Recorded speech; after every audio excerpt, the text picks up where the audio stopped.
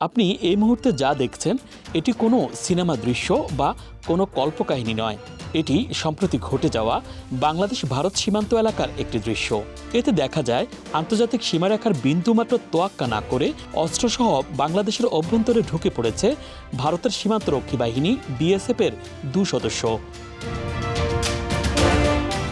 শুধু অবৈধ অনুপ্রবেশই নয়, এই সময় বাংলাদেশে কয়েকজন কৃষককে ধরে নিয়ে যাওয়ার চেষ্টা করে তারা।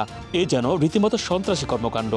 অন্যের পাড়ায় গিয়ে দাদাগিরি করতে অভ্যস্ত ভারত ভেবেছিল এমন কর্মকাণ্ডের পরও সহজেই পার পেয়ে যাবে। ভারতীয় সীমান্তরক্ষীরা হয়তো ভুলে গিয়েছিল 2001 সালে বড়াই বাড়িতে পাওয়া শিক্ষার কথা, কিংবা শুনেনি নতুন বাংলাদেশের দিন বদলের গান। বাংলাদেশের মাটিতে বিএসএফের প্রবেশের খবর পেয়েই ঘটনাস্থলে ছুটে আসেন নিকটবর্তী বিজিবি সদস্যরা। এরপর স্থানীয় জনতার সহযোগিতায় অস্ত্রসহ 2 বিএসএফ সদস্যকে আটক করেন তারা।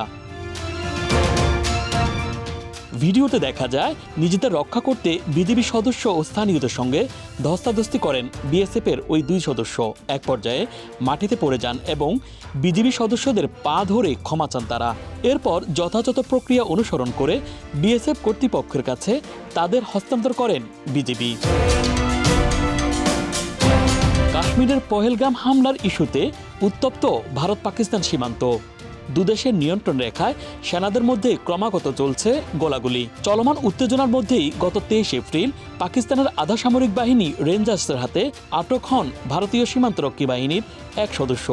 7 দিন পেরিয়ে গেলেও তাকে এখনও উদ্ধার করতে পারেনি ভারত। সীমান্ত নিয়ে বর্তমানে ত্রিমুখী সংকটে রয়েছে ভারত। একদিকে চীনের ক্রমবর্ধমান আধিপত্য, অন্যদিকে পাকিস্তানের সঙ্গে চলমান উত্তেজনা। এর সঙ্গে সম্প্রতি যুক্ত হল বাংলাদেশের সীমান্তরক্ষী বাহিনী বিজিবি। 3 দিকের ক্রমাগত চাপে সীমান্তে যেন এক প্রকার দিশেহারা অবস্থা রয়েছে বর্তমান বিশ্বের অন্যতম প্রভাবশালী দেশ Bharat. Dhaka express desk report.